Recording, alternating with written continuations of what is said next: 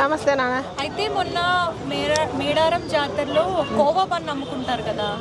So అతన్ని ఏంటంటే కొంతమంది అంటే వేరే ఛానల్ అయితే నేను చెప్పను. సో ఆ ఛానల్ సంబంధించిన వాళ్ళు రిపోర్టర్స్ అతని చుట్టూరు చేరి అయితే నువ్వు కల్తీ చేస్తున్నావు, 10 రూపాయలకి కోవా బన్ ఎలా ఇస్తావు అని చెప్పేసి ఆయన్ని కొంచెం ఇదిగా మాట్లాడారు అనమాట. సో అంటే నీ ఆధార్ కార్డ్ ఇక్కడ చెట్టుకు కట్టేస్తాము ఇట్లాగా. సో కల్తీ అనేది ప్రస్తుతం ప్రపంచంలో అన్ని చోట్ల ఉంది, తాగే నీరు దగ్గర నుంచి అక్కడి నుంచి. మరి ఎందుకు వాళ్ళందరి గురించి మాట్లాడుకుంటే చిన్న వ్యాపారం చేసుకునే వాళ్ళతో ఎందుకు ఇట్లా ఇది చేశారంటారు? ఎందుకంటే వాళ్ళు లోకుగా ఇప్పుడు 10 రూపాయల బన్ అంటే 10 రూపాయల బన్ అమ్మేవాడు ఎవడు? మళ్ళాంటి సామాన్యుడేగా, వాడు మధ్యతరగతి వ్యక్తే కదా. ఆ 10 రూపాయల బన్నులో ఫ్రాడ్ జరిగిందని చెప్పి వాడిని ఇప్పుడు వాడు చిన్న వ్యక్తి, వాడిని కట్టేసి కొట్టినా వాడిని ఈడుస్తాడినా అనే దిక్కులేరని. అదే మరి పెద్ద పెద్ద కంపెనీలలో ఫ్రాడ్ జరుగుతుందిగా, ఒక్క దాంట్లో కాదుగా జరిగేది.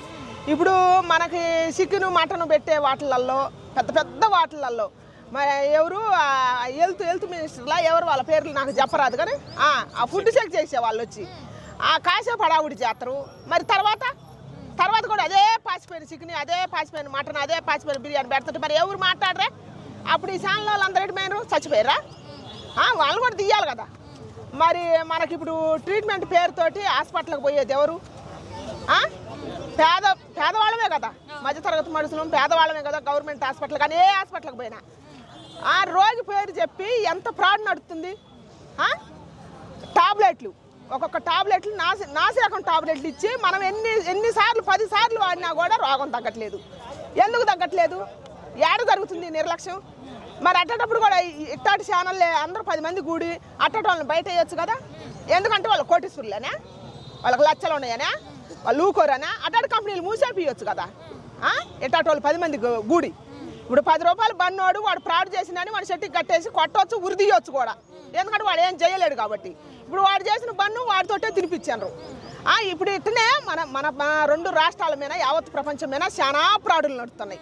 అందరూ కూడా అట్లనే చేస్తే బాగుంటుందని నా అభిప్రాయం. నెక్స్ట్ అంటే ఇప్పుడు పెద్ద పెద్ద రెస్టారెంట్లో మీరు అన్నట్లే ఈ మస్కా బన్ ఉందనుకో, పెద్ద రెస్టారెంట్లో 100 రూపాయలకి అమ్ముతారు, దాని మీద ఎక్స్పైరీ డేట్ ఉండదు. కానీ ఈ 10 రూపాయల బన్నుకి ఎక్స్పైరీ డేట్ ఏది అని చెప్పేసి అని అడుగుతున్నాడు ఆ రిపోర్టర్. దాని గురించి మీరు ఏమంటారు? ఎందుకంటే వీడు చిన్న వ్యక్తి కాబట్టి వీడి కంటే ఆస్తి లేదని నేను చెబుతాను కదా. వాడు అడుగుతుడు, ఎవడైనా అడుగుతుడు, రోడ్డు మీద అడుగు తినేవాడైనా గుంజి కొడతాడు అని. ఎందుకంటే వాడికి ఆస్తిలా కంటూ అడిగితే తప్పే పెట్టుకొని అంటే తప్పేదని ఉంటే అడగటానికి వెళ్ళారు. తప్పేంటి? తప్పండి మరి అదే తప్పు అందరిని అడగొచ్చు కదా. అదే తప్పు అందరిని అడగొచ్చు కదా. ఇప్పుడు మనం హెల్త్ బాగోలేక హాస్పిటల్కి పోతున్నాం, ఎంత నిర్లక్ష్యం నడుస్తుంది హాస్పిటల్లో. ఇన్నాళ్ళు ఇట్లా లేదు. డాక్టర్లు అంటే దేవుళ్ళతో సమానం. ఓ నర్సులు అయినా కానీ డాక్టర్లు అయినా కానీ హాస్పిటల్లో ప్రతి పని చేసే వ్యక్తులు ప్రతి వాళ్ళ పేర్లు నాకు చెప్పరాదు కానీ కౌంటర్లో ఉండేవాళ్ళు కానీ మన స్కానింగ్లు తీసేవాళ్ళు కానీ మనకు ఓపీ రాసిచ్చేవాళ్ళు కానీ ఎంత నిర్లక్ష్యం సృష్టిస్తారు. ఒకటి రాయిపోయి ఒకటి రాస్తారు. ప్రతి ఒక్క ఉద్యోగస్తుల చేతిలో సెల్లు. ఉద్యోగం చేయటానికి బాట్ల ఉద్యోగాలు ఇవ్వతున్నాయి, మాకు ఉద్యోగాలు ఇవ్వలేదని గవర్నమెంట్ వినపడతారు. ఇస్తేనే ఉద్యోగం సరిగ్గా చేయటం లేదు. మరి అట్టాటి వాళ్ళ కాడ కూడా ఇట్ట పోయి ఛానల్ వాళ్ళ అట్టాటి వాళ్ళని బయట పెడితే భయం ఉంటుంది కదా. ఇప్పుడు దీన్ని మతాలని దూషిస్తూ మతం వరకు తీసుకెళ్లిపోయారు. ఏం చెప్తారమ్మా? సిగ్గు లేదంట, సిగ్గు లేదు. ఇంకా కల్లోలాలు చుట్టించి ఈ ప్రపంచం ఎట్టు ఉండకూడదు అనమాట. ఇంకా కొట్టుకొని సావాలా. ఎందుకంటే రోడ్ల మీద ఇప్పుడు ఆడాడ కొట్టుకొని సాస్తారు, ఇప్పుడు ఎవడ కాడు పొడుచుకొని సావాలని ఇది సృష్టించడమే. ఏమన్నా సిగ్గుందా, లజ్జుందా? 10 రూపాయల బన్ను కాడ మతాలు సృష్టించడం ఏంది? కడుపుకి అన్నమే కదా తినేది, గడ్డి కాదుగా. ప్రతి ఒక్క దాంట్లోకి ముస్లింలు తీసుకురావద్దు. అందుకే వాళ్ళు ఓసుకోతకు వచ్చేది. అక్కడ తప్పు ఉంటే చూపించి నిరూపించి అనాల. ముస్లిం అయితే ఏంది, హిందూ అయితే ఏంది, క్రిస్టియన్ అయితే అందరూ మనుషులు కాదా? మనం పుట్టినాక సృష్టించుకున్నాలేగా ఇది మొత్తం. ముందల్లే పుట్టక ముందే సృష్టించుకొని వచ్చారా తల్లి కడుపులో ఉన్నప్పుడే? సిగ్గులేని మాటలు కానీ అందుకని నేను ఛానళ్ళలో కొంతమంది చూస్తున్నాను. కొంతమంది మంచి వాళ్ళే ఉన్నారు, మంచిని చూపిస్తారు, చెడు మంచిని చూపిపట్టే అందరికి తెలిసేది. కొంతమందికే చెబుతాను నేను, బుద్ధి లేని ఛానళ్ళు. ఇప్పుడు వాళ్ళని తీసిన వాళ్ళే అంటున్నాను నేను, అందరిని అంటలేదు. కొంతమందిని ఇప్పుడు ఆ బన్ను వీడియో ఎట్ట తీసాను, అదే కనుక వాళ్ళకి దమ్ము ధైర్యం, అదే నీతి నిజాతి కనుక ఉంటే ఆ 10 రూపాయల బన్ను వాడు ఎట్ట 10 రూపాయలు తినిపించి ఆ 10 రూపాయల బన్ను నువ్వు చేసి జనాలు ప్రాణాలతో ఎట్ట ఆడుకుంటున్నామని చెప్పి వాడితోటి ఎట్ట తినిపించారు. ఇప్పుడు మన 2 రాష్ట్రాల మీద కానీ యావత్ ప్రపంచం మీద కానీ చాలా ప్రాణం నడుతుంది. అంతా నడుతుంది. అందరితో అటనే తినిపిస్తే ఆ ఛానల్ గొప్పతనం ఏందో బయటపడుద్ది. అంటే ఆవిడ అంటుంది నువ్వు తినవు కానీ అందరినీ తినమంటున్నావు అనేసి అన్నది. అతను తినమని ఏమనలేదు, జస్ట్ స్టాల్ పెట్టుకున్నాడు అంత చిన్నగా, ఓ సైకిల్ మీద పెట్టుకున్నాడు. అంటే ఎవరు ఇష్టం ఉంటే వాళ్ళు తింటారు, లేదు అంటే తినరు కదా, మరి ఎందుకు ఇట్లా చేస్తున్నారు? ఎందుకంటే మరి చిన్నోడి మీద చిన్నోడికే కదా లోకువ, పెద్దోడి మీద పోతే వాడు ఊకోడు కదా. ఇప్పుడు అలా మన వాళ్ళ అవతల అప్పటి రాంబాబు అన్న ఒక మాట జారిండు, జారితే ఆయనకి ఏమైంది, ఆయన అసలు దాంట్లో కూర్చొని కూడా తగ్గేది లేదని అంటుండు.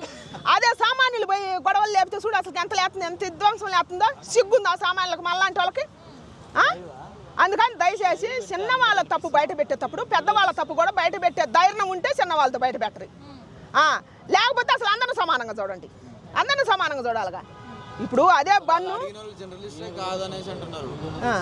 వాళ్ళ అడిగిన వాళ్ళు అసలు మీడియానే కాదు, వాళ్ళు ఏదో అతన్ని టార్గెట్ చేయడానికి మీడియా వాళ్ళు కొంతమంది ఉంటారు అనమాట, ధైర్యం తక్కువ వాళ్ళు.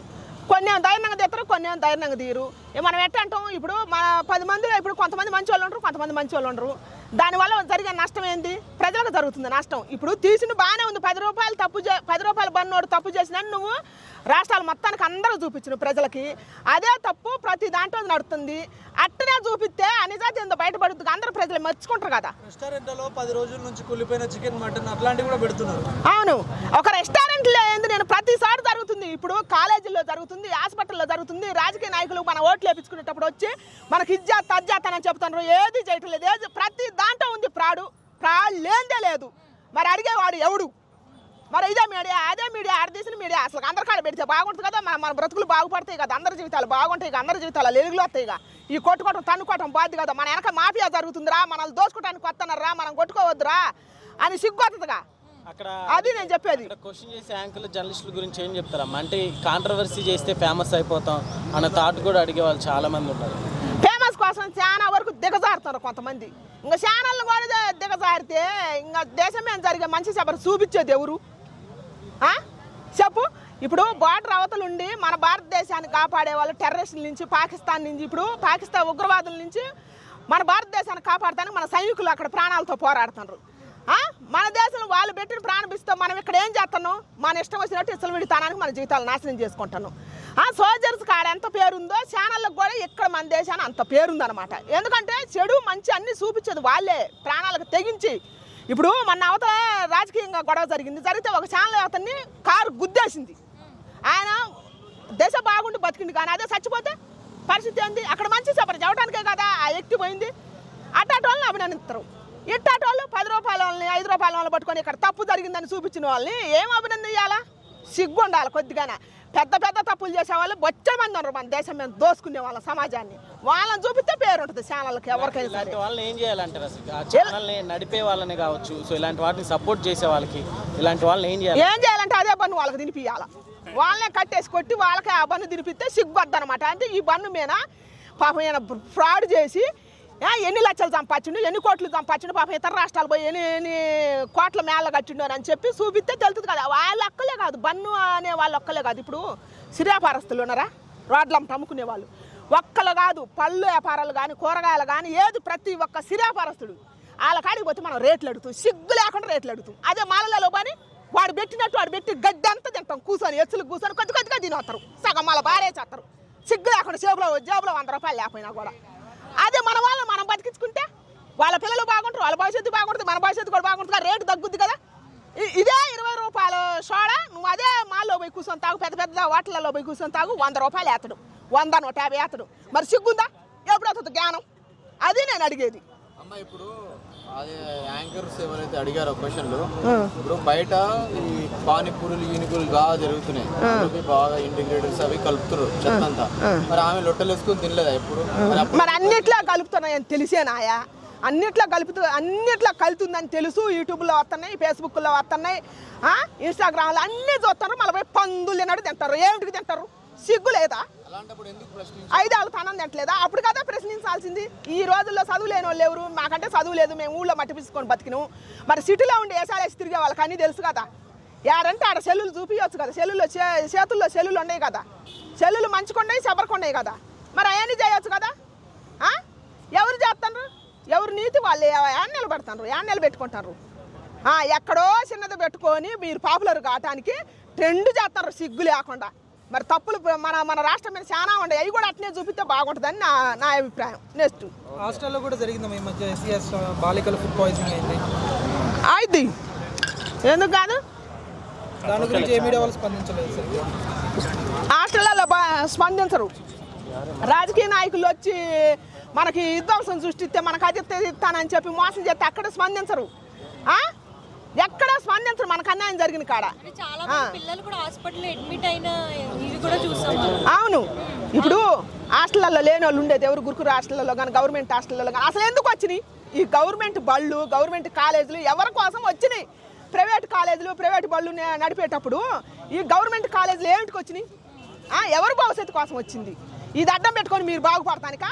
మరి దీని గురించి అడగాలి కదా, దీని గురించి ఛానళ్ళు వెలుగులోకి తీసుకురావాలి కదా, ప్రజలకు అవగాహన కలిగియాలి కదా, మాబడి తెలియని వాళ్ళకి చూపించాలి కదా. ఇప్పుడు గవర్నమెంట్ కాలేజీలు పెడుతున్నారు, వాటిని అడ్డం పెట్టుకుంటున్నారు, ప్రైవేట్ కాలేజీలు వస్తున్నాయి. ఎట్టొస్తున్నాయి? ఇక్కడ చదువు సరిగా ఉంటే ప్రైవేట్ కాలేజీలు ఎట్టొచ్చినాయి? విద్యార్థుల భవిష్యత్తు ఎందుకు నాశనం అయిపోతుంది? లక్షలు పెట్టి చదివించే వాళ్ళు ఉన్నారు, ఫీజులు కట్టకపోతే పిల్లల్ని బయట నిలబెడతారు అంట. అట్ట ఇజ్జత్ కూడా చచ్చిన పిల్లలు ఎంతో మంది ఉన్నారు, తల్లిదండ్రులు ఏడ్చిన వాళ్ళు ఎంతో మంది ఉన్నారు. మరి అటాటాటి కోసం అడగొచ్చు కదా, అటాటాటి కోసం ఛానళ్ళు పనిచేయొచ్చు కదా, అది నేను అడిగేది. నెక్స్ట్